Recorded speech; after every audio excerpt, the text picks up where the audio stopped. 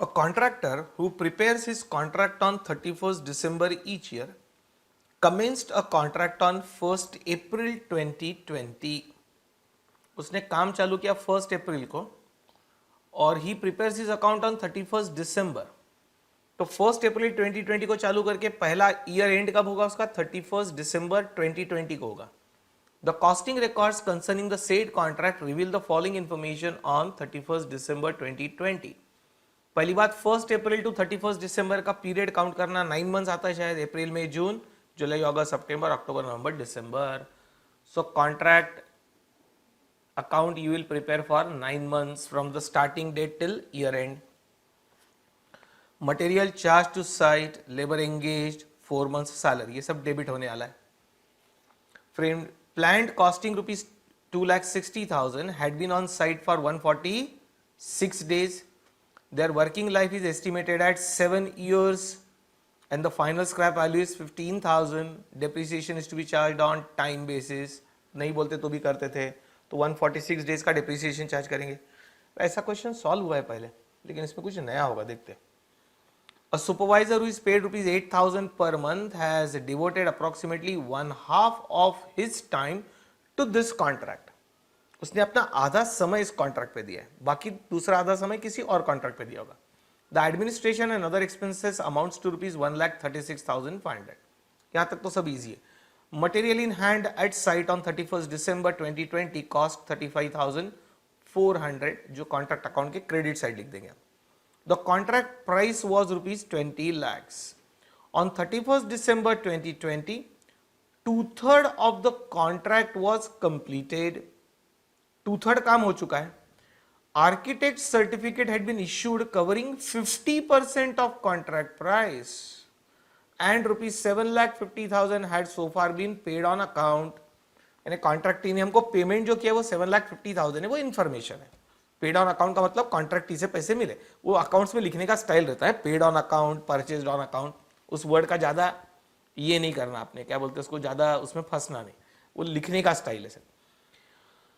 अब यहीं पर गड़बड़ है दोस्तों, ये पैराग्राफ ही इंपॉर्टेंट, एक बार और पढ़ो. इसमें कुछ नजर आता क्या आपको? कुछ डेटा मिसिंग है इसका, इसमें इस पैराग्राफ को ध्यान से पढ़ो. इसमें कुछ डेटा मिसिंग है, इंपॉर्टेंट इंफॉर्मेशन मिसिंग है. आपके पकड़ में आती है, देखो.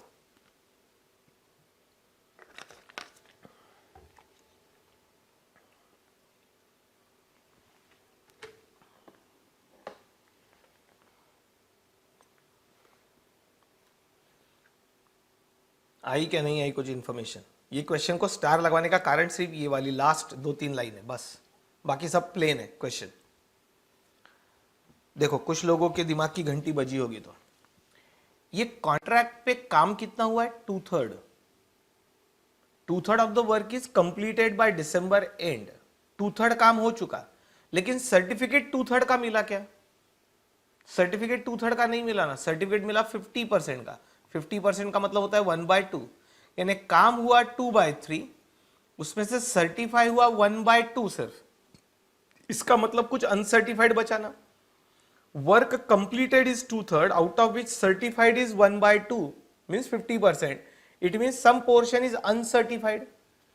अब यदि अनसर्टिफाइड वर्क है तो हमको एक इंफॉर्मेशन लगेगी जो इस क्वेश्चन में मिसिंग है, और वो है कॉस्ट ऑफ वर्क अनसर्टिफाइड.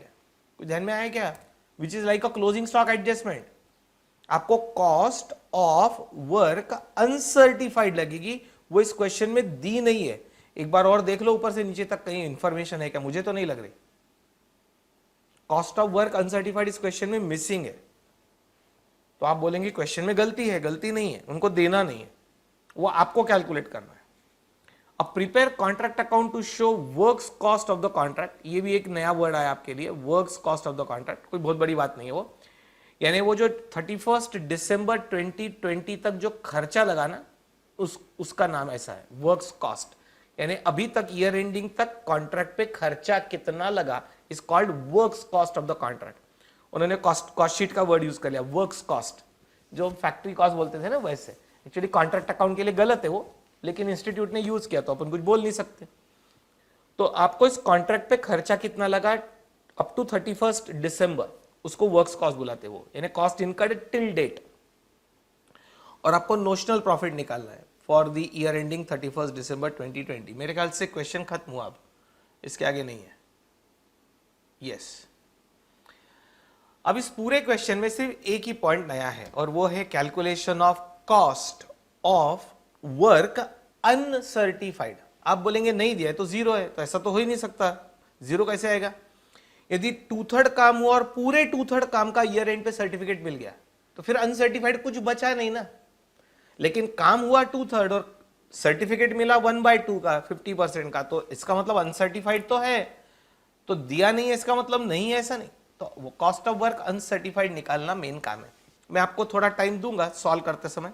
अभी चलते हैं, पहले कॉन्ट्रैक्ट अकाउंट बना लेते हैं, वो वर्क अनसर्टिफाइड की जगह छोड़ देंगे सिर्फ। चलो स्टार लगा दो क्वेश्चन को। क्वेश्चन नंबर 9/27 लिखना चालू करो।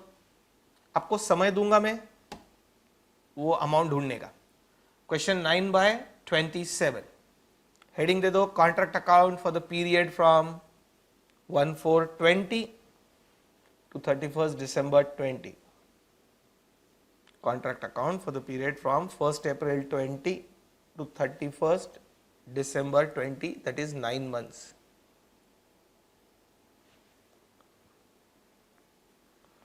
चलो डेबिट क्रेडिट particulars